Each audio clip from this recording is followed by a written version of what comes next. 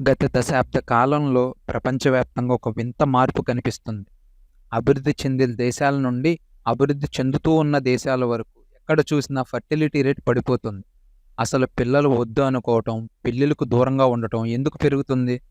దీనికి 4G టెక్నాలజీతో సంబంధం ఉందా? వినడానికి వింతగా ఉన్నా డేటా మరియు సోషల్ బిహేవియర్ ఏం చెబుతున్నాయో ఈరోజు మనం మాట్లాడుకుందాం. 4G వచ్చింది, డేటా చౌకగా మారింది, అందరి చేతిలో ఇంటర్నెట్ వచ్చేసింది. ఇది మంచిదే, కానీ దానివల్ల మనం కోల్పోయిందేంటి? Human connection. ఇప్పుడు మనుషులు పక్కనున్న మనిషితో మాట్లాడటం కంటే ఇన్‌స్టాగ్రామ్‌లో లైకుల కోసం, సోషల్ మీడియాలో వాలిడేషన్ కోసం వెతుకుతున్నారు. ఒకప్పుడు రిలేషన్‌షిప్స్ అంటే ఒకరికొకరు తోడుగా ఉండటం. కానీ ఇప్పుడు సోషల్ మీడియాలో చూస్తున్న ఫేక్ పర్ఫెక్ట్ లైఫ్‌ని చూసి నిజ జీవితంలో భాగస్వామి కూడా అలాగే ఉండాలని కోరుకుంటున్నాం. ఆ ఎక్స్‌పెక్టేషన్స్ మ్యాచ్ అవ్వడం లేదు. అసంతృప్తి మొదలవుతుంది. నిజమైన ప్రేమ, కేరింగ్ అంటే బయట ప్రపంచానికి మన రిలేషన్‌షిప్ ఎలా కనిపిస్తుందనేదే ముఖ్యమైపోయింది. కేవలం సోషల్ మీడియానే కాదు, ఆర్థిక భారం కూడా ఒక ప్రధాన కారణం.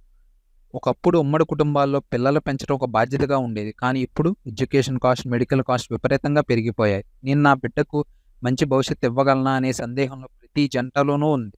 దీనివల్ల చాలామంది పిల్లలు వద్దు అనుకునే నిర్ణయానికి వస్తున్నారు. ఇది ఒక రకమైన బాధ్యతాయుతమైన ఆలోచన అయినా, మరోవైపు రియల్ లైఫ్‌లో సోషలైజ్ అవ్వడం తగ్గిపోవడం, మనుషులంటేనే ఒక భయం లేదా జడ్జిమెంట్ పెరిగిపోవడం కూడా ఒక పెద్ద సమస్య. మనం 4G, 5G వైపు వేగంగా దూసుకెళ్తున్నాం. కానీ మనుషుల మధ్య దూరం పెరుగుతోంది. రియాలిటీని డిజిటల్ స్క్రీన్‌ల ద్వారా చూడటం ఆపి, పక్కనున్న మనుషుల్ని అర్థం చేసుకోవడం మొదలుపెట్టినప్పుడే ఈ ఫ్యామిలీ స్ట్రక్చర్ అనేది మళ్ళీ పుంజుకుంటుంది. మీరేమంటారు? ఫెర్టిలిటీ తగ్గడానికి నిజంగానే టెక్నాలజీ కారణమా? లేక మన ఆలోచన ధోరణి మారిందా? కింద కామెంట్ సెక్షన్‌లో తెలియజేయండి. మళ్ళీ నెక్స్ట్ వీడియోలో కలుద్దాం. Thank you.